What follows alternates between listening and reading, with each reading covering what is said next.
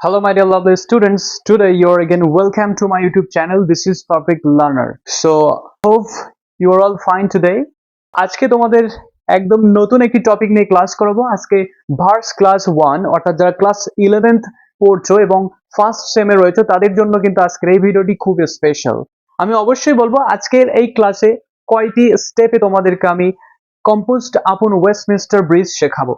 ওকে, exactly এটি একটি verse written by William Wordsworth. Okay, তো আজকের এই কবিতাটি খুবই গুরুত্বপূর্ণ এবং তোমাদের পরীক্ষাতে এই কবিতা থেকে কিন্তু 3টি মার্ক পড়বে। আজকের যে ক্লাস, এই ক্লাসটিতে কিন্তু বেশিরভাগ ক্ষেত্রেই তোমরা অনেকে এড়িয়ে যেতে চাও, কারণ কি পোয়েম যে বিষয়গুলো রয়েছে বা ভার্স রয়েছে এগুলোতে অনেকেরই দুর্বলতা থাকে।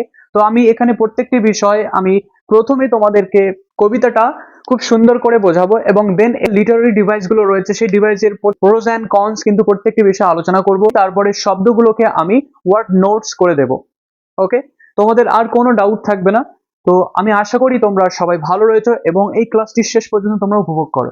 ওকে, আমি যখন তোমাদের কবিতাটি পড়াবো তখন কিন্তু তোমরা একই সাথে বই নিয়ে বসবে, ঠিক আছে? তো এই কবিতাটি পড়ার আগে আমি তোমাদেরকে বলতে চাই যে তোমরা অবশ্যই ক্লাসটি শেষ পর্যন্ত দেখবে এবং এই চ্যানেলে যদি তোমরা নতুন হয়ে থাকো তাহলে কিন্তু অবশ্যই সাবস্ক্রাইব করতে ভুলবে না। ওকে, তোমাদের বইতে একদম শুরুতে কিন্তু তোমরা দেখতে পাচ্ছ composed upon Westminster bridge exactly একটি সেপ্টেম্বর 3 এবং 1802 তে লেখা হয়েছিল।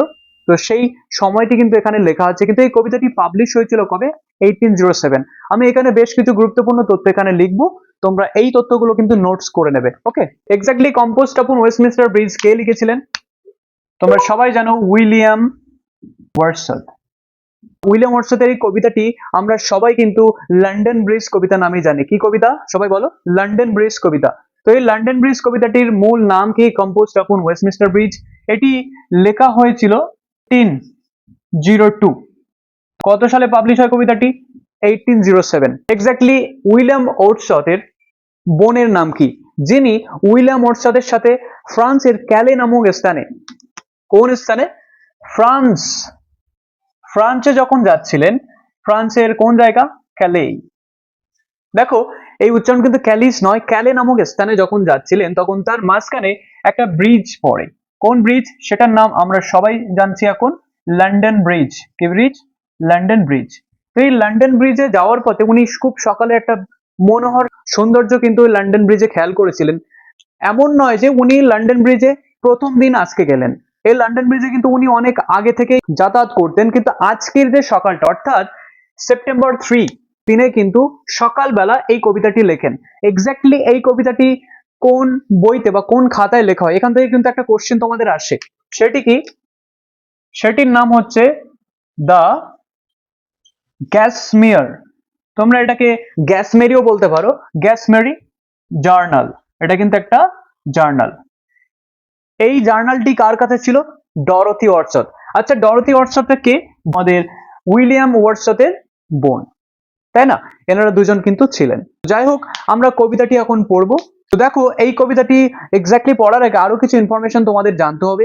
কবি কত সালে জন্মগ্রহণ করেছিলেন? যেহেতু আমরা এই এত সুন্দর একটি কবিতা লিখেছেন, এক্স্যাক্টলি জানো এই কবিতাটি কত লাইনের? অবশ্যই এই কবিতাটি আমরা সনেট কবিতা বলবো। কি কবিতা? সনেট। আচ্ছা, তোমরা তো জানো সনেট কবিতা অবশ্যই 14 লাইন্সের হয়। কত লাইন? 14 লাইন্স। তো 14 লাইন্সের যে কবিতাটি সনেট, তো সনেট এক্স্যাক্টলি আমরা জানি দুই প্রকার, একটা হচ্ছে শেক্সপিয়ারিয়ান সনেট। কি সনেট? শেক্সপিয়ারিয়ান। তো শেক্সপিয়ারিয়ান সনেট, আরেকটি আছে যার নাম আমরা এখনই জানবো, পেট্রাআর্কান সনেট। কি সনেট? পেট্রাআর্কান সনেট। অর্থাৎ এই দুই ধরনের সনেট কিন্তু আমরা জানি। তো যারা শেক্সপিয়ারিয়ান সনেটে লেখেন তারা কিন্তু শেক্সপিয়ারিয়ান সনেট নামে, সেই সমস্ত কবিতাগুলো শেক্সপিয়ারিয়ান সনেট নামে পরিচিত। একটি সনেটের 14টি লাইন হয়। এই 14টির মধ্যে দুটি ভাগ থাকে, একটি হচ্ছে 8 লাইনের আর একটি 6 লাইনের। তো যদি 8 লাইনের থাকে সেটাকে আমরা সবাই জানি কি বলা হয়? অক্টেভ। 6 লাইনকে বলা হয় সেস্টেট। বুঝতে পেরেছো? এতটুকু তো তোমাদের জানতেই হবে। তো আরো কিছু বিষয় তোমাদের জানতে হবে। আমাদের যে কবি উইলিয়াম ওয়ার্ডসওয়ার্থ, ইনি কিন্তু একটা প্যান্থিইজম থিওরি দিয়েছিলেন। কি থিওরি? Pantheism theory. এই প্যান্থিইজম থিওরি বলতে এক্স্যাক্টলি কি বোঝা যায় সেটা কিন্তু তোমাদের এক্ষুনি লিখতে হবে। আমি যেটা এখানে লিখবো সেটা তোমরা লিখে নেবে। এই থিওরি খুবই গুরুত্বপূর্ণ। যদি তোমাদের পরীক্ষাতে কোশ্চেন আসে প্যান্থিইজম থিওরি কাকে বলে, তোমরা এটা লিখবে, pantheism. Pantheism means the spontaneous overflow full feelings recollected in tranquility of the nature. এই যে থিওরিটি উনি দিয়েছিলেন, এটিতে কিন্তু প্রকৃতির মধ্যে সমস্ত কিছুকে উনি কোনো শিক্ষা খুঁজে পেতেন, কোনো যন্ত্রণানাশক ঔষধ খুঁজে পেতেন, যেটাকে আমরা ইংরেজিতে জানি ফ্যানাসিয়া। উনি সবকিছুর মধ্যে, প্রকৃতির সবকিছুর মধ্যে একটা ফ্যানাসিয়া খুঁজে পেতেন। বানানটি কিন্তু খেয়াল করতে হবে, ফ্যানাসিয়া। তো এক্স্যাক্টলি প্যানথিইজম থিওরি যেটা আছে, এই প্যানথিইজম থিওরিটি কিন্তু বুঝতে হবে। এক্স্যাক্টলি তোমরা যারা ক্লাস 11 এ পড়তে, শুধু তাদের জন্য ভিডিওটি কিন্তু নয়, এটা লিটারেচার যারা, অর্থাৎ লিটারেরিকে পছন্দ করো তোমরা যারা, এবং যাদের প্রতি লিটারেরির প্রতি যাদের থার্স্ট আছে, একটু জ্ঞান অর্জন করার তীব্র ইচ্ছা তোমাদের মধ্যে আছে, তারা কিন্তু প্যানথেইজম থিওরি, অর্থাৎ প্যানথেইজম থিওরির জনক বলা হয় কাকে? উইলিয়াম ওয়াটসনকে। ক্লিয়ার? তো আমরা এই পর্যন্ত বুঝতে পারলাম যে এক্স্যাক্টলি উইলিয়াম ওয়াটসন কোন দিকে, কোন সিস্টেমে কবিতা লিখছেন। এনাকে কিন্তু আমরা আরো একটি হিসাবে জানি, যেমন রোমান্টিক মুভমেন্টের পায়োনিয়ারিং হিসেবে জানি। অর্থাৎ রোমান্টিক মুভমেন্টের সূচনার সময় কিন্তু ইনি ছিলেন। তোমরা এটা খেয়াল করবে যে স্যামুয়েল টেলর ক্লেরিচ, অর্থাৎ 1798 সালে উনি কিন্তু একটা লিরিক্যাল ব্যালাডস লিখেছিলেন। লিরিক্যাল ব্যালাডস কি এটা? এই লিরিক্যালস বা অর্থাৎ গীতি কবিতা, যেটা lyrical ballads, Samuel Taylor Coleridge STC, এনার সাথে কিন্তু আমাদের উইলিয়াম ওয়াটসন উইলিয়াম ওয়াটসনের সাথে কিন্তু উনি লিখেছিলেন। এখানে রোমান্টিকতার সূচনা কিন্তু এখান থেকেই শুরু হয়ে যায়। ওকে, তো ওনাকে রোমান্টিক পোয়েট বলার কারণ কিন্তু এখান থেকে এক্স্যাক্টলি স্যামুয়েল টেলর কোলেরিজের সাথে যখন লিরিক্যাল ব্যালাডস লেখেন, তখন থেকেই কিন্তু এটা সবাই বলতে থাকে। থেকে যে উল্লেখযোগ্য যেটা রয়েছে, উল্লেখযোগ্য যে কবিতাটি, সেই কবিতাটি মোস্ট ফেমাস কবিতা, তোমরা সবাই যারা ইংলিশ লিটারেচার পড়ো তারা সবাই কিন্তু সেটাকে জানো, the prelude. The prelude, the prelude একটা কবিতা, মোস্ট ফেমাস কবিতা। এই প্রিলিউড কবিতা কিন্তু উনি 28 অর্থাৎ 28 বছর বয়সে লেখা শুরু করেছিলেন, এবং সেখান থেকে যতদিন উনি বেঁচে ছিলেন ততদিন, অর্থাৎ উনি এই কবিতাটি 28 বছর বয়স থেকে লিখেছিলেন, এবং উনি যতদিন বেঁচে ছিলেন এই কবিতাটি ধীরে ধীরে খুঁটিনাটি জীবনের সমস্ত বিষয় কিন্তু উনি লিখতেন। এরপরে মৃত্যুর 3 মাস পরে, অর্থাৎ ওনার মৃত্যুর 3 months লেটার এই প্রিলিউড কবিতাটি প্রকাশিত হয়। এটা এখানে একটি জানার বিষয় রয়েছে, এই কবিতার নাম কিন্তু 3 মাস পরে, অর্থাৎ মৃত্যুর পরে যখন এটাকে পাবলিশ করা হয়, তখন কিন্তু এই যে অজানা একটি কবিতা, যেটার নাম কিন্তু উনি তখন দেননি, সেটাকে কিন্তু দ্য প্রিলিউড নামে আখ্যা দেওয়া হয়। ওকে, এবং এই কবিতাটি কিন্তু উনি ওনার ওয়াইফ, অর্থাৎ এই কবিতাটি ওনার ওয়াইফের নাম কি? ওনার যে ওয়াইফ ছিলেন, ম্যারি, ওয়াইফের নাম কি? যেহেতু তোমরা এটা পড়ছো, অর্থাৎ উইলিয়াম ওয়াটসন দারুণ একজন রোমান্টিক পোয়েট, তো অবশ্যই কিন্তু তোমরা ওনার স্ত্রী বা ওয়াইফের নাম আমাদের জানতে হবে। যেহেতু এই প্রিলিউড মোস্ট ফেমাস কবিতাটি উনি ওনার ওয়াইফকে গিফট করেছিলেন বা উপহার হিসাবে দিয়েছিলেন, তো সেক্ষেত্রে ডেডিকেট, যেটাকে আমরা বলি কি ডেডিকেটেড, অর্থাৎ ডেডিকেট করেছিলেন ম্যারি হাসিনসন। কি নাম? নাম শুনে তোমরা কিন্তু আবার অবাক হয়ে যাও না, ম্যারি হাসিনসন। অর্থাৎ এত দারুণ একজন পোয়েট, তার পিতার নাম আমরা জানবো না? তার পিতার নাম হচ্ছে জন ওয়াটসন, এবং মার নাম কি? Ann Cookson Watson. Ann Cookson Watson. আমরা মোটামুটি জেনে ফেলেছি। তার আগে তোমাদেরকে একটি জিনিস বলতে চাই যে প্রত্যেকটা কবিতার কিন্তু একটা রাইমিং স্কিম থাকে, সেই রাইমিং স্কিম কিন্তু আমি তোমাদের বলবো। 8 + 6 = 14, এই অনুযায়ী কিন্তু এই পেট্রার্কান সনেটের, অর্থাৎ এই যে পেট্রার্কান সনেট দেখছি আমরা, এই সনেটেই কিন্তু কবিতাটি লেখা হয়েছে। এখানে 8 লাইন, অর্থাৎ 8 লাইনে যে রাইমিং স্কিম দেওয়া হয়েছে, তোমাদের প্রত্যেকটা রাইমিং স্কিম কিন্তু আমি বলে দেবো। এই রাইমিং স্কিম এখানে কি কি হবে? এ, অর্থাৎ A B B A, A B B A, অর্থাৎ এখানে খেয়াল করতে পারো তোমরা 8টি লাইন রয়েছে, এবং তারপর যে 6টি লাইন রয়েছে, এটা হচ্ছে C D C D C D, অর্থাৎ পরপর মিল রয়েছে C D C D C D. Clear? তো আমি আশা করি তোমরা এই পর্যন্ত বুঝতে পেরেছো। এবার আমরা সরাসরি কবিতার ভিতরে চলে যাব, পুরো কবিতাটি খুব সুন্দর করে পড়বো। তো তোমরা স্ক্রিনে এখানে দেখতে পাচ্ছ আমি প্রথম 8 লাইন রেখেছি, অর্থাৎ প্রথম 8 লাইন এবং পরের 6 লাইন তোমাদেরকে বোঝাবো। তো সবাই রেডি? চলো। তো এখানে ফার্স্ট লাইন যেটা রয়েছে, আর্থ has not anything to show more fair.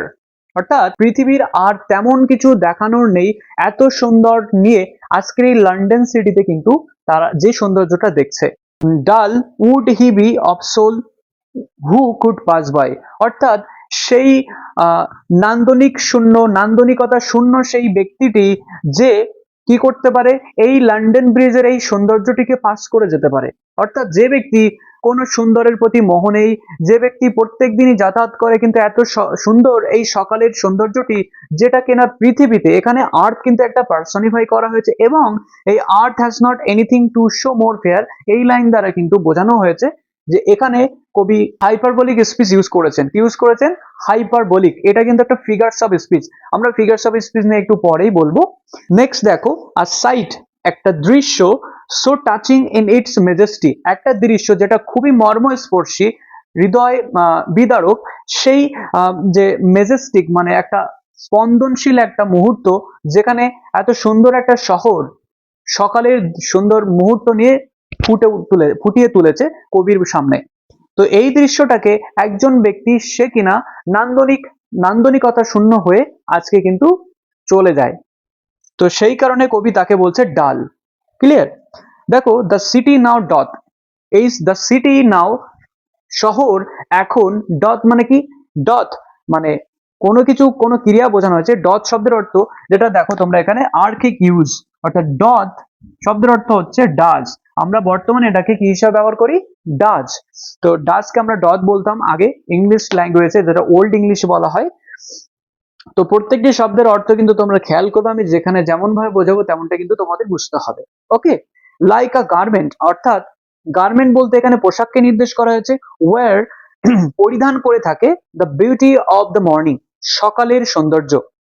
Silent and bare, অর্থাৎ সাইলেন্ট বেয়ার নীরব এবং নগ্ন হয়ে, অর্থাৎ এখানে তোমাদের বুঝতে হবে সকালের সৌন্দর্যের যে পোশাক রয়েছে, সকালের সৌন্দর্যটাকে পরিধান করে রয়েছে কিসের মতো?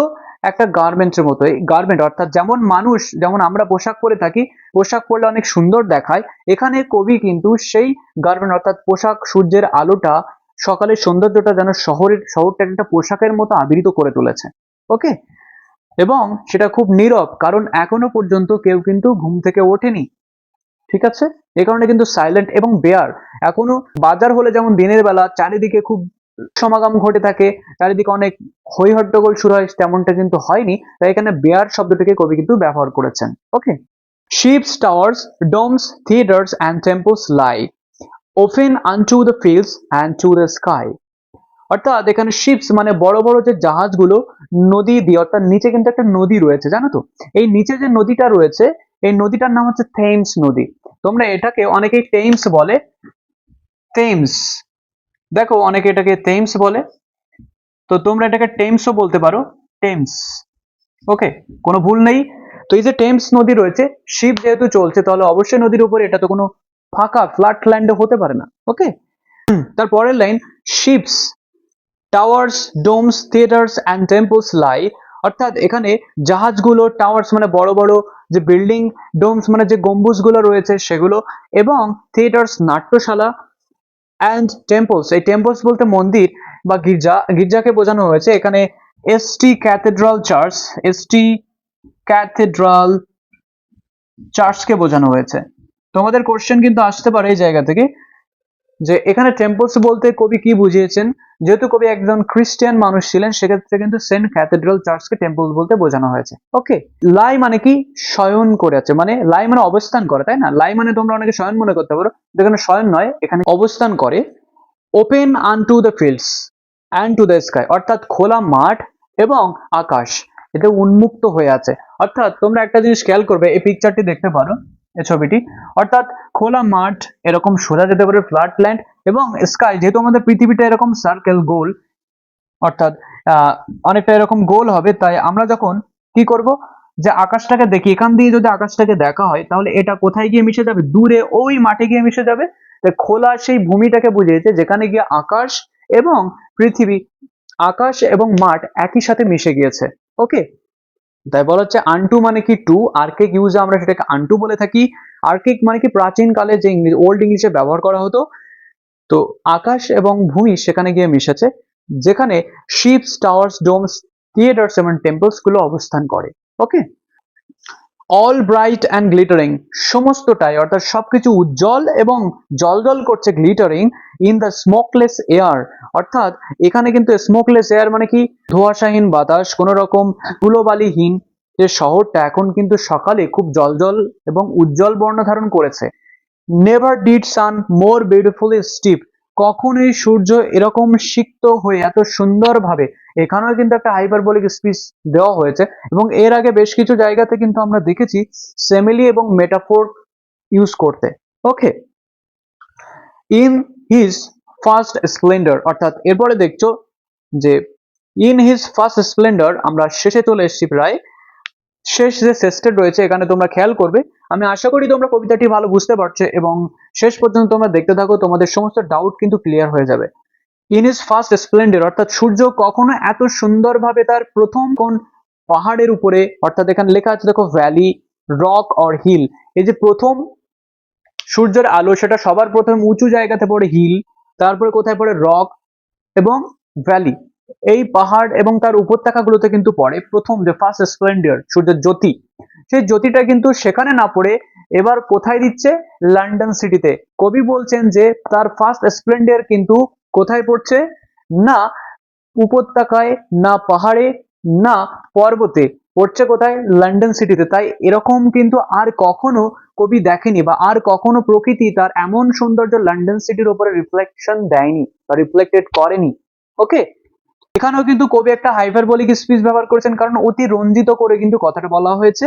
কবির এতটা মনোমুগ্ধ বা মনোহরপূর্ণ লেগেছে যে কবি এখানে এই কথাটি বলতে বাধ্য হয়েছেন। ওকে, চলো এরপরে নেভার স আই, অর্থাৎ আই হ্যাভ নেভার সিন, আমি কখনোই দেখিনি, আই নেভার ফেল্ট, অর্থাৎ আই হ্যাভ নেভার ফেল্ট, আমি কখনোই অনুভব করিনি, কাম অর্থাৎ এত, কাম মানে কি, শান্ত বা নীরব, সো ডিপ এত গভীর, অর্থাৎ এখানেও কবি কিন্তু তার একটা এক্সাজিরেশন বা অতিশয়োক্তি ব্যবহার করেছেন বাংলাতে। নেক্সট দেখো, দ্য রিভার গ্লাইডেথ, নদী বয়ে চলে, at his one sweet will, তার নিজের বা নির্দিষ্ট একটি গতিতে, নিজের আপন গতিতে কিন্তু নিচে নদী বয়ে চলেছে। এই নদীটা কিন্তু লন্ডন ব্রিজের নিচে দিয়ে বয়ে চলেছে, যেটাকে বলে টেমস নদী। ওকে, ডিয়ার গড, অর্থাৎ কবি এখানে ঈশ্বরের বা প্রকৃতির প্রতি এতটাই ভাবাবেগপূর্ণ বা আতুর হয়ে গিয়েছেন যে উনি এখানে ডিয়ার গড বলেছেন, অর্থাৎ ঈশ্বরকে ডিয়ার গড বলে সম্বোধন করেছেন। ওকে, দ্য ভেরি হাউজেস, এখানে কিন্তু একটা পার্সনিফিকেশন ইউজ করা আছে। দ্য ভেরি হাউজেস বলতে এই লন্ডন শহরে যে সমস্ত মানুষগুলো রয়েছেন সেই সমস্ত মানুষগুলোকে কিন্তু উনি কি বলেছেন, the very houses SIM asleep, মনে হয় যেন তারা ঘুমিয়ে রয়েছে। অর্থাৎ এত সুন্দর দৃশ্য দেখে কবি ভাবছেন আজকে এই শহরের মানুষগুলো এখন কিভাবে ঘুমাতে পারে, তারা কেন ঘুমিয়ে রয়েছেন। ঘুমিয়ে থাকার কারণ কি, কারণ শহরে তো এখন এই মুহূর্তে কেউ নেই, খুব ভোরবেলাতে প্রথম সূর্যের যে প্রথম সূর্যের যে ঝলক কিন্তু অন্যান্য পাহাড় পর্বত কিংবা উপত্যকাতে পড়েনি, কোথায় পড়েছে, লন্ডন ব্রিজের উপরে পড়েছে, এবং লন্ডন ব্রিজ, সেই ব্রিজ থেকে যে শহরটিকে দেখছে সেই শহরে কিন্তু স্মোকলেস এয়ার রয়েছে। ওকে, দেখো লাস্ট লাইনে কবি বলছে কি, and all that mighty heart is lying still, এবং মাইটি হার্ট মানে কি, এই মাইটি হার্ট বলতে একটা এখানে ইমেজারি ইউজ করা হয়েছে, ইমেজারি, এটাও কিন্তু একটা ফিগারস অফ স্পিচ, অবশ্যই আমি এটা নিয়ে পরে এই মুহূর্তে আলোচনা করব। তো দেখো অল দ্যাট মাইটি হার্ট মানে কি, লন্ডন সিটিকে বোঝানো হচ্ছে।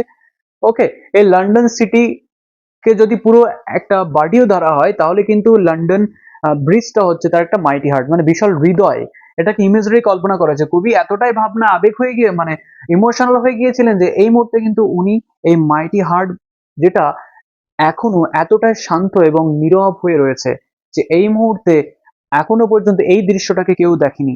তো আমি আশা করি তোমরা এই কবিতাতে অনেকটা প্যান্থেইজম থিওরিকে উপলব্ধি করেছো। এই প্যান্থেইজম থিওরি কিন্তু ওনার প্রত্যেকটি কবিতায় রিফ্লেক্টেড হয়েছে, তাই না? তো এখানে আমরা কবিতাটির আরেকবার লাইন বাই লাইনের যে আমাদের ফিগারস অফ স্পিচ গুলো রয়েছে সেগুলো কিন্তু দেখবো আবার। ওকে, রেডি হয়ে যাও। তো এখানে প্রথম যে লাইনটা আমরা পেয়েছি সেটি হচ্ছে, আর্থ has not anything to show more fair, পৃথিবীর আর তেমন কিছু দেখানোর নেই, এত সুন্দর দেখানোর নেই। এখানে কবি কি স্পিচ ব্যবহার করেছেন, হাইপারবোলিক স্পিচ। তোমরা এখানে দেখতে পাচ্ছ হাইপারবোলিক স্পিচ, বানান সহ কিন্তু তোমরা খেয়াল করবে এই ফিগারস অফ স্পিচ কিন্তু তোমাদের পরীক্ষাতে আসবে। ওকে, বেশ কিছু ফিগারস অফ স্পিচ রয়েছে যা আমরা এক্সট্রা ক্লাস শিখবো। যদি তোমরা এই ফিগারস অফ স্পিচ সম্পর্কে জানতে চাও তাহলে কিন্তু অবশ্যই কমেন্ট করে জানিও। ওকে, দেখো, dull would he be of soul who could pass by, অর্থাৎ সেই ব্যক্তি যে নান্দনিকতা শূন্য, যার ভিতরে কোনো প্রাকৃতিক মোহ নেই, সেই কারণেই কিন্তু সেই এই লন্ডন ব্রিজের এত সুন্দর সৌন্দর্যটাকে কিন্তু এড়িয়ে যেতে পারে। ওকে, aside so touching in its majesty, so touching, এই so touching হচ্ছে এখানে সেমিলি ইউজ করা হয়েছে, সরাসরি কম্পেয়ার করা হয়েছে। so like such as এইগুলো যদি থাকে তো তোমরা চোখ বুজে সেটাকে মনে করবে কি সেমিলি, অর্থাৎ ফিগারস অফ স্পিচ সেমিলি ইউজ করা হয়েছে। ক্লিয়ার? এরপরে দেখো, ইন ইটস মেজেস্টি, অর্থাৎ এত সৌন্দর্য, এত গভীর সৌন্দর্য যেটাকে সেই ব্যক্তি কেবল উপেক্ষা করে যেতে পারে যার ভিতরে কোনো নান্দনিকতা বোধ বা নান্দনিক বোধ নেই।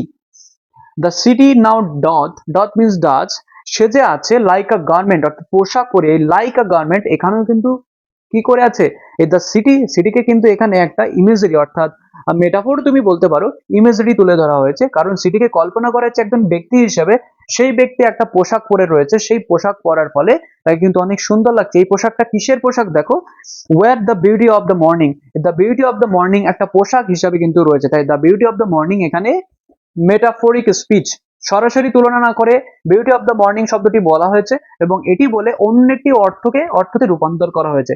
মেটাফোর হচ্ছে একটি কথা বা একটি স্পিচ দেওয়া হয়, সেই স্পিচটা এক্স্যাক্টলি অন্য একটি অর্থ ইঙ্গিত করে, তাকে কিন্তু আমরা মেটাফোর বলে থাকি। আমি আশা করি তোমরা বুঝতে পারছো। এক্স্যাক্টলি এই কবিতাটি অনেকটা সহজ আমি বলবো, কারণ এই কবিতা সহজে কিন্তু 3 থেকে 4টি মার্ক পেতে পারো। তো অবশ্যই ভিডিওটি স্কিপ না করে শেষ পর্যন্ত দেখতে থাকো। দেখো, তারপরে আছে silent and bare, the silent and bare, অর্থাৎ নগ্ন এবং নীরব হয়ে রয়েছে। Ships, towers, domes, theatres and temples, temples মানে সেন্ট ক্যাথেড্রাল, এগুলো শায়িত রয়েছে কিসের সামনে, কোন দিকে রয়েছে, ওপেন টু দ্য ফিল্ডস, অর্থাৎ মাঠের সম্মুখে। এটা একটা খোলা বিস্তর পরিবেশকে কিন্তু কল্পনা করা হয়েছে, তাই না? এবং তারপরে কি বলছে দেখো, অ্যান্ড টু দ্য স্কাই, এবং আকাশ যেখানে গিয়ে মিলিত হয়েছে। আমরা দূর থেকে যদি কোনো কিছু দেখি, সেই আকাশ, অর্থাৎ সেই আকাশটি কিন্তু সেই আমরা নিচু হতে দেখি, অর্থাৎ সার্কেলিং হতে দেখি, তাই না? সার্কেল হয়ে যেটা মাটির সাথে মিশে যায়, তাই না? Bright and glittering in the smokeless air, এখানে কিন্তু তেমন কোনো ফিগারস অফ স্পিচ ইউজ করা হয়নি। তো বলছে কি সমস্তটাই জলজল করছে এবং দীপ্তমান এই ধোঁয়াশাহীন বাতাসে বা পরিবেশে। এয়ার মানে এখানে পরিবেশ বলা হয়েছে। Never did sun more beautiful steep, সূর্য কখনো এত সুন্দরভাবে সিক্ত করে তোলেনি কাকে, লন্ডন ব্রিজকে। অর্থাৎ এখানে কবি আবার একটি হাইপারবোলিক স্পিচ ইউজ করেছেন। Never did sun more beautiful steep, steep শব্দের অর্থ কিন্তু সিক্ত করা, ভিজিয়ে দেওয়া। কিসে ভিজিয়ে দিয়েছেন? সূর্যের যে প্রথম কিরণ, স্প্লেন্ডার, স্প্লেন্ডার মানে জ্যোতি বা কিরণ বোঝানো হয়েছে, সেই স্প্লেন্ডার, ফার্স্ট স্প্লেন্ডার যেখানে ভ্যালিতে, হিলে এবং রকে পড়ার কথা ছিল, সেখান থেকে কিন্তু ফার্স্ট স্প্লেন্ডার কোথায় পড়ছে, লন্ডন ব্রিজের উপরে। কবির কল্পনাটা একটু দেখো, তোমরা একদম অবশ্যই মুগ্ধ হয়ে যাবে, কারণ উইলিয়াম ওয়ার্ডসওয়ার্থ বাস্তবে একজন রোমান্টিক পোয়েট ছিলেন, তাই না? First splendour valley, rock or hill never saw হয়, আমি এমন কিছু দেখিনি, এমন কিছু আমি দেখিনি, নেভার ফেল্ট উপলব্ধিও করিনি, কাম সো ডিপ, এত গভীর, নিশ্চল, এত সুন্দর, ধীর আমি কখনো অনুভব করিনি। এখানেও কিন্তু হাইপারবোলিক স্পিচ ইউজ করা হয়েছে।